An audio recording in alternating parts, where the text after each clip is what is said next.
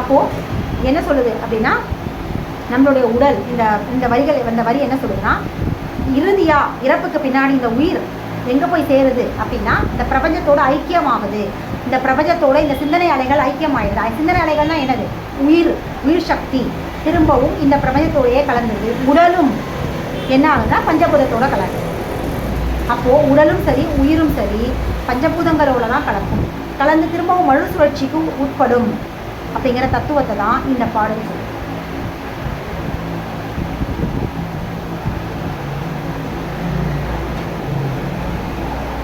மாண்டவர் புண்ணியம் எம்முடன் சேர்க்க அப்படின்ற மாதிரி தான். அது என்ன, அந்த எம்முடன்ற வார்த்தைன்னா மூதாதையரை குறிக்கிறது. மூதாதையர்கள்னா என்ன அர்த்தம்? இந்த பிரபஞ்சத்தை வாழ்ந்த நம்ம எல்லாம் வணங்கிட்டு இருக்கோம் இல்லையா, அவங்களோட ஐக்கியமாயிடுவாங்க. இறந்தவராக ஐக்கியமாயிடுவாங்க அப்படிங்கிறது தான் மாண்டவரோட புண்ணியம். அவங்க செய்கிற நல்ல காரியம் இறந்தவர்களோட போய் ஐக்கியமாயிடுவாங்க அப்படிங்கிற ஒரு தத்துவத்தை இந்த பாடல் சொல்லுது. எவ்வளோ மிகச்சரியான ஒரு தத்துவ பாடல். இந்த 4 வரியிலேயே ஒட்டுமொத்த பிரபஞ்சத்தோடைய இறப்பு பிறப்புக்கான ரகசியங்களை ரொம்ப தெளிவாக சொல்லுது. இதை தான் இந்த நவராத்திரி, இப்போ நம்ம நவராத்திரியை இன்றைக்கு கொழு வைக்கிற முறை என்ன அப்படின்னு சொல்லுதுன்னா, கொழு வைக்கிறது எதுனா ரெண்டு விஷயங்களுக்காக இந்த நவராத்திரி முறை இருக்குது. ஒன்று, இந்த பிரபஞ்சத்தில் ஓரறிவு ஈரறிவுன்னு சொல்கிற அந்த தத்துவம், அதாவது மனித குலம் உருவான தத்துவத்தை சொல்கிறது தான் முதல் விஷயம், இந்த நவராத்திரியுடைய முக்கியமான பிரதானமான விஷயம். ரெண்டாவது, இந்த கொண்டாடத்துக்கான ரெண்டாவது விஷயம், பெண்கள் தான் வேட்டையாடியாக இருந்தாங்க. பெண்கள் எல்லா விதமான ஆயுதங்களையும் பயன்படுத்தக்கூடிய வல்லமை பெற்றவர்களாக இருந்தாங்க. பெண்கள் தான் விலங்குகள் எல்லாத்தையும் அழித்தாங்க. அங்கே காட்டுற அசுரர்கள் யாருன்னா கொடூரமான சில ஜந்துக்களை அழிக்கக்கூடிய தன்மை பெண்கள் கிட்ட இருந்தது. அதுபோக கொடூரமான மனிதர்களை கூட வேட்டையாடக்கூடிய எதிர்க்கக்கூடிய திறன் பெண்கள் கிட்ட இருக்குது அப்படிங்கிற ஒரு தத்துவத்தை சொல்கிறது தான் இந்த நவராத்திரியோட சிறப்பு அம்சமே. அதில் அதை இன்றைக்கி சிதைச்சிட்ருக்காங்க. எப்படின்னா, எல்லா விதமான கடவுளுடைய சிலைகளையும் வச்சு நவராத்திரி அப்படிங்கிற ஒரு விஷயத்தையே கெடுத்துட்டாங்க. எதற்காக அந்த நவராத்திரி படிக்கட்டுகள் நம்ம முன்னோர்கள் உருவாக்குனாங்க? எதற்காக அப்படின்னா, அந்த ஓரறிவு ஜீவராசிகள், ஓரறிவு ஈரறிவுன்ற எல்லா ஜீவராசிகளையும் வச்சு கடைசியாக மனிதன் தான் பிறந்தான் அப்படிங்கிற 7வது படிக்கட்டு. 8வது படிக்கட்டு யாருன்னா, 8வது அப்படிங்கிறது சித்தநிலை. சித்தர்களுடைய சிலைகளையோ இல்லை புகைப்பட ஃபோட்டோக்களை வைக்கலாம் 8வதுல, அவங்க சித்தநிலை அடைஞ்சாங்க. 9வது 10வது அப்படிங்கிறவங்க என்னென்னா, இந்த பிரபஞ்சத்தோட தத்துவத்தை யார் முழுசாக உள்ளடக்கி இருக்கிறாங்க, இந்த மூதாதையர்களை பற்றி யார் தெரிஞ்சு வச்சுருக்காங்க, இந்த இந்த இந்த இந்த ஒவ்வொரு அறிவிலிருந்து 8 அறிவு 9 அறிவு வரைக்கும் வளர்ந்த அந்த ஜீவராசிகளை எல்லாரையுமே எல்லா விதமான உயிர் சக்தியும் கொண்டவங்க யாரெல்லாம் அந்த மாதிரி உயிர் சக்தியை கொண்டிருக்காங்களோ அவங்க தான் 10வது பரிணாமம். பிரபஞ்ச ரகசியங்களை தெரிஞ்சு வச்சுருக்கவங்க, எதிர்காலத்தை கணிக்கக்கூடியவர்கள், எதிர்காலத்தை சொல்லக்கூடியவர்கள், அவங்களுக்குள்ள பலவிதமான ஜீவராசிகள், இந்த ஓரறிவு, இந்த கிருமிகள் முதற்கொண்டு, கிருமிகள்லேருந்து ஆரம்பித்து எல்லா ஜீவராசிகளுடைய மூதாதையர்களும் அங்கே அவங்களுக்குள்ள வசிப்பாங்க. யாருக்குள்ளே இவங்களாம் வசித்து அவங்க இருக்கிறாங்களோ அவங்க தான் இந்த 10வது பரிணாமம். இதை சொல்கிறது தான் நவராத்திரியோட விஜயதசமி. தசமி அப்படின்னா விஜயம் அப்படின்னா வெற்றி, இந்த பிரபஞ்சத்தோட இறுதி நிலை. இதை தான் 10 அவதாரங்களில் 10வது அவதாரமான கல்கி அவதாரம் சொல்லுது. இந்த 9 பரிணாமங்கள், அதாவது ஃபஸ்ட்டு மச்ச அவதாரம்லேருந்து இவங்க மச்சம்ன்றாங்க, நாங்கள் கிருமின்னு சொல்கிறோம். இந்த எல்லா அவதாரங்களும் இறுதியாக அந்த 10வது அவதாரத்துக்குள்ளே வாழறாங்களோ, யாருக்குள்ளே வாழுதோ அவங்க தான் இந்த 10வது அவதாரம். இந்த தத்துவத்தை சொல்கிறது தான் 10வது விஜயதசமி அப்படிங்கிறதும் 10வது அவதாரம், 10வது படிக்கட்டும் தசரா அப்படிங்கிறது. இப்படியான தத்துவத்தை சிதைச்சிட்டு இன்றைக்கி தேவையில்லாத விஷயங்களை தான் இன்றைக்கி கிரிக்கெட் ஃபீல்டு இன்னும் என்னென்னத்தையும் வச்சுருக்கான். டிவியில் காட்டுற கார்ட்டூன் பொம்மைகள், எதெல்லாம் பொம்மையாக கிடைக்கிறதோ எல்லாத்தையும் கொண்டு வந்து வைக்கிறாங்க. எதெல்லாம் வைக்கலாம் ஜீவராசிகளை முதல்ல வைங்க. அதற்கப்புறம் பெண்ணுடைய வேட்டையாடி பெண்கள் தான் வேட்டையாடி, ஸோ ஆயுதங்கள் இருந்த பெண்களுடைய சிலைகளை வைங்க, இயற்கையான விஷயங்களை வைங்க, காட்டுவாசிகள் அதாவது பழங்குடியினருடைய வாழ்க்கையை வைங்க, அதை ஒரு தத்துவத்தை கொண்டு வாங்க. சங்க பக்தி பாடல்களில் சொல்கிற எல்லா விஷயங்களையுமே அதில் வைக்கலாம். அது எல்லாமே தத்துவத்தை தான் சொல்லுது. எத்தனை வகையான இனக்குழுக்கள் இருந்தாங்க. குயவர், அதுக்கப்புறம் வந்து குயவர் குலங்கள் இருந்தாங்க, மன்னார்கள் இருந்தாங்க, அதான் முடிவெற்ற இனத்தவர் இருந்தாங்க, நதிக்கரையில் வாழ்ந்தவங்க இருந்தாங்க. இவங்க எல்லாருடைய சிலைகளையும் வைக்கலாமே. மனித குலத்துடைய நம்மளுடைய மூதாதையர்கள் எப்படி வந்தாங்க அப்படிங்கிற தத்துவத்தை சொல்கிற விஷயங்கள் தான் நவராத்திரி. அதை எல்லாத்தையும் விட்டுட்டு கடவுள்னு சொல்லி தவறான ஒரு இடத்துக்கு வழிநடத்தி போயிருக்கான், சிதைச்சிட்டான். எதற்காக இதை கொண்டு வரப்பட்டதோ அதையே சிதைச்சிட்டான்.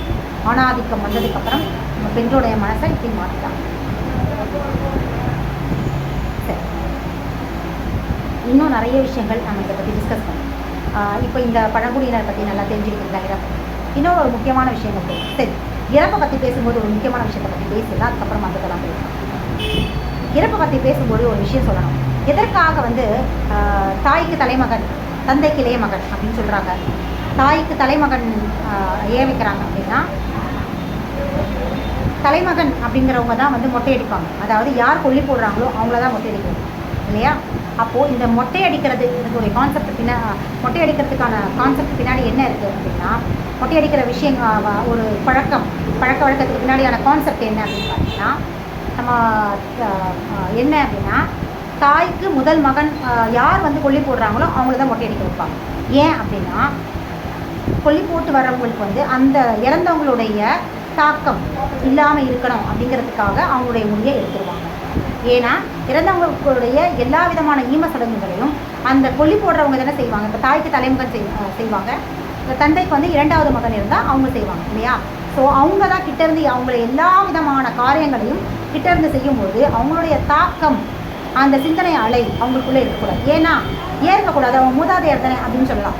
இல்லை, சாதாரண மனிதர், மூதாதையர்களில் மேம்பட்டவங்க, நல்ல குணாதிசயங்கள் கொண்டவங்க நமக்குள்ளே வந்து நமக்கு தர்க்கத்தை ஏற்படுத்தினா அதில் எந்த தவறுகளும் இல்லை. அவங்கக்கிட்டேருந்து நிறைய விஷயங்களை நம்ம கற்றுக்கணும். ஆனால் இந்த மாதிரியான சாதாரண மனிதர்கள் அவங்க இந்த பிரபஞ்சத்தை வாழும்போது பலவிதமான நன்மைகள் தீமைகள் அவங்களுக்குள்ளே இருக்குது இல்லையா? எத்தனையோ கெடுதல் குணங்கள் கொண்ட மனிதர்கள் வாழ்ந்துட்டுருக்காங்க. ஒவ்வொரு மகன்களுக்கும் தெரியும் தன்னுடைய தந்தையும் தாயும் எப்படியானவங்க அப்படின்றது தெரியும் இல்லையா? புரணி பேசுகிறவங்க பெண்கள் எடுத்துக்கிட்டால் புரணி பேசுவாங்க. மாமியார்கள் வந்து மரபுகளை கெடுக்கணும்னு நினைப்பாங்க, மனதளவில் பாதிப்பை ஏற்படுத்துவாங்க, ஹஸ்பண்ட் ஒய்ஃபை பிரி, இந்த மாதிரியான குணங்கள்லாம் அவங்களுக்குள்ளே இருக்கும். ஒரு ஆண் தகப்பன் வயசானவர் இருந்தால் அவர் என்ன செய்வார்? சம்பாதிக்கணுன்றதுக்கு எந்த எக்ஸ்டென்ட்லேயும் போய் சம்பாதிச்சிருப்பார்.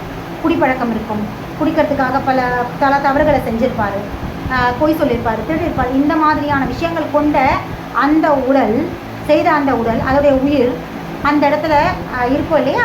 அப்போ அதோடைய தாக்கம் அந்த கொல்லி வச்சவங்களுக்கு அதான் எல்லா ஈவசடங்கு செய்தவர்களுக்கு வரக்கூடாது. அந்த ஒரு மனிதருடைய தாக்கம் ஏற்படுத்தக்கூடாது அப்படிங்கிறதுக்காக தான் மொட்டை அடிக்க சொல்கிறாங்க. சரி, இது மொட்டை அடிக்கிறதுனால அவங்களுக்குள்ள தாக்கம் ஏற்படுத்தாதா? எப்படி அது மொட்டை அடிக்கிறதுக்குள்ள தாக்கத்தை ஏற்படுத்தாதுன்னா, இந்த முடி இருக்கு இல்லையா? இந்த முடி உடைய உடலுடைய இந்த முடி தான் உயிர் சக்தி. ஏன் இந்த முடிய உயிர் சக்தின்னு சொல்கிறோம் அப்படின்னா, நீர் மூலகம் தான் உயிர் சக்தியை தாங்கி இருக்கிற ஒரு மிக முக்கியமான மூலகம். அந்த மூலகம் உயிர் சக்தியை தாங்கி இருக்கிற மூலகத்தை பிரதிபலிக்கிற ஒரு வெளிப்புற உறுப்பாக மிக பிரதானமான உறுப்பா காதுகளும் தான். அதை விட மிக பிரதானமான உறுப்பு வந்து முடி தான். உயிர் சக்தியோட பலத்தை வச்சு தான் நம்ம முடியோடைய ஆரோக்கியமும் அழகும் இருக்குது. ஒருத்தரோட முடி ஆரோக்கியமாகவும் அழகாகவும் இருக்குது அப்படின்னா அவங்களுடைய உயிர் சக்தி பலமாக இருக்குது அப்படிங்கிற அர்த்தம். உயிர் சக்தினா நீர் மூலகம் சார்ந்த உறுப்புகள், அந்த இருப்பு பகுதிகள் பலமாக இருக்குன்னு அர்த்தம். அப்போ முடி பலமாக இல்லை, ஆரோக்கியமாக இல்லை அப்படின்னா அவங்களுடைய உயிர் சக்தி அந்த அளவுக்கு பலகீனமாக இருக்குது அப்படின்னு அர்த்தம். ஸோ அந்த உயிர் சக்தியை தாங்கக்கூடிய ஒரு பிரதிபலிக்கக்கூடிய தாங்கக்கூடிய ஒரு உறுப்பாக நம்மளுடைய தலைமுடி தான் இருக்குது. அதனால தான் உயிர் சக்தி அப்படிங்கிற அந்த மனிதனுடைய உயிர் சக்தி இழந்தால் தான் இந்த பிரபஞ்சத்தை விட்டு நம்ம போவோம் இல்லையா? அப்போது அவர் உயிர் சக்தியை இழந்துட்டார். அப்போ அந்த உயிர் சக்தி அந்த உடலை விட்டு வெளியே வந்துருச்சு. வெளியே வந்து அங்கே கொஞ்ச நாள் சுற்றிட்டு தான் அது போய் பஞ்சபூதங்களோட கலக்கும். அப்போ ஈமசடங்கு முடிக்கிற வரைக்கும் அது அங்கே தான் இருக்கும். ஈமசடங்கு முடித்ததுக்கப்புறம் தான் அது பஞ்சபூதங்களோட கலக்கும். இதுதான் வந்து பிரபஞ்சத்தோட நியதி. ஒரு முறையாக அந்த உயிர் சக்தியை பஞ்சபூதங்களோட ஐக்கியப்படுத்துவாங்க, மூதாதையர்களோட அனுப்பி வைப்பாங்க. இதை வந்து ஈமச்சடங்கோடு செய்வாங்க. ஸோ அது வரைக்கும் அந்த உயிர் சக்தி அந்த இடத்துல சுற்றிக்கிட்டு இருக்கும். உடல் அந்த உயிர் சக்தியை திருப்பி ஏற்றுக்க முடியாத அளவுக்கு ஒரு லாக் வச்சிடும். அது எல்லாமே அந்த ஆரா அப்படிங்கிற அந்த அந்த உயிர் சக்தி இருக்கிற வரைக்கும் தான் அந்த மனித உடலை சுற்றி அந்த ஆறா அப்படிங்கிற உயிர் சக்தி இருக்கும். எப்போ அந்த உடலை விட்டு உயிர் சக்தி வெளியேறுச்சுன்னா அந்த ஆறா அப்படிங்கிற அந்த உயிர் சக்தி சுற்றி இருக்கிற வட்டம் ஒளிவட்டம் கலைஞ்சிரும். அப்போ கலைஞ்சாச்சுன்னா திரும்பவும் அந்த உடலுக்குள்ளே அந்த உயிர் சக்தியால் ட்ராவல் பண்ண முடியாது. ஆறா இருந்தால் மட்டும்தான் அந்த உயிர் சக்தியை உள்வாங்கி அந்த உயிருக்குள்ள அந்த உடலுக்குள்ளே செலுத்துறதுக்கூடிய தன்மை அந்த ஆறா கிட்ட தான் இருக்குது. இதுதான் ஒரு குழந்தை பிறக்கும் பொழுது வெளியே வரும்போது உயிர் சக்தியுடைய சுவாசத்தின் வழியாக உயிர் சக்தியை எடுத்துக்கிறாங்க. உயிர் சக்தி புற உயிர் சக்தியாக உயிர் சக்தி எப்படி மாறுதுன்னா அந்த ஆறா வழியாக தான் ட்ராவல் ஆகி உள்ள போகுது. இது இந்த மாதிரி நிறைய விஷயங்கள் இருக்குது. ஸோ ஆறா சக்தி அதை விட்டு அந்த ஆறான்ற வளையம் அந்த அந்த உடலை விட்டு நகர்ந்தாச்சுன்னா அந்த உயிர் சக்தி திரும்ப உள்ளே போக முடியாது. அப்போ அங்கேயே சுற்றிக்கிட்டு இருக்க அந்த உயிர் சக்தி அந்த ஈமச்சடங்கு செய்கிற அந்த மனிதரை தாக்கக்கூடாது, அவருக்குள்ளே ட்ராவல் ஆகி அவரை டிஸ்டர்ப் பண்ணக்கூடாதுன்றதுக்காக தான் மொட்டை அடிக்கிற ஒரு வழக்கம் முடியை எடுத்துக்கிறாங்க. ஏன்னா ரொம்ப சீக்கிரமாக இந்த முடி அப்படிங்கிற உயிர் சக்தி அந்த உயிர் சக்தியை ஈர்த்துக்கக்கூடிய தன்மை இருக்குது. இதனால தான் இறப்பு வீடுகளில் முடி எடுக்கிறது. அது எல்லாரையுமே எடுக்க சொல்ல மாட்டாங்க. யார் ஈமச்சடங்கு செய்கிறாங்களோ தாய்க்கு தலைமகன் செய்வாங்க, அடுத்தது தந்தைக்கு இன்னொரு மகன். ஏன்னா தாய் தான் எல்லாத்துக்கும் முதன்மையானவர். ஆதி அப்படிங்கிறதுனால தான் தலைமகன், முதல் மகன் தாய். தந்தை பகவன் இரண்டாவது அப்படிங்கிறதுனால ஆதி பகவன். யாருன்னா தாயும் தந்தையும், அவங்க தான் ஆதி பகவன். ஆண் பெண், அப்போது அவங்க ரெண்டு பேர் தானே இவங்களோட தாய் தந்தை. அப்போ ஆதிங்கிற பெண் முதல் அப்படிங்கிறதுனால தலைமகனை தாய்க்கும், பகவன் அப்படிங்கிறவர் தந்தை அப்படிங்கிறதுனால ஆண் அப்படிங்கிறதுனால அவருக்கு இளைய மகன் அப்படிங்கிற அந்த கான்செப்டை கொண்டு வந்தாங்க. பாருங்கள் எத்தனை தத்துவ புரிதல்கள் புரிஞ்சு வச்சுருக்காங்க நம்ம முன்னோர்கள். ஆனால் நம்ம இன்றைக்கு எல்லா விதமான சிஸ்டத்தையும் கொலாப்ஸ் பண்ணிட்டோம், எல்லா தத்துவத்தையும் குலைச்சிட்டு ஆண்களுக்கு முன்னுரிமை கொடுத்துருக்கோம். நம்ம முன்னோர்களுடைய சம்பிரதாயங்களும் வழக்கங்களும் எல்லாமே பெண்களுக்கானதாக தான் இருக்குது, பிரபஞ்ச தத்துவத்தை உணர்த்தக்கூடிய தன்மையாக தான் இருக்குது. அப்போ இந்த இடத்துல கரெக்டானது யாருன்னா இடைக்காலத்தில் வந்த ஆண்கள் தான். இடைக்காலத்தில் அந்த ஆண்களை யார் கரெக்ட் பண்ணது அப்படின்னு பார்த்தீங்கன்னா மேற்கத்திய கூட்டம் வந்து இடைக்காலத்தில் எல்லாத்தையுமே திருப்பி விட்டு ஆதாம் ஏவாள்ன்ற கான்செப்டு, அப்புறம் இந்துத்துவாலேருந்து ஆண்கள் தான் பெரியவங்க, ஆண்கள் தான் இறைவன் கடவுள் அப்படிங்கிற ஆண் கடவுள்களை முன்னிறுத்தி பெண்கள் எல்லாரையும் டாமினேட் பண்ணி இதுவாக்குனது. அதுக்கப்புறம் எல்லா விதமான விஷயங்களையும் பெண்களுக்கு எதிராகவும் ஆண்களுக்கு சாதகமாகவும் பெண்களுக்கு பாதகமாகவும் உருவாக்குச்சு.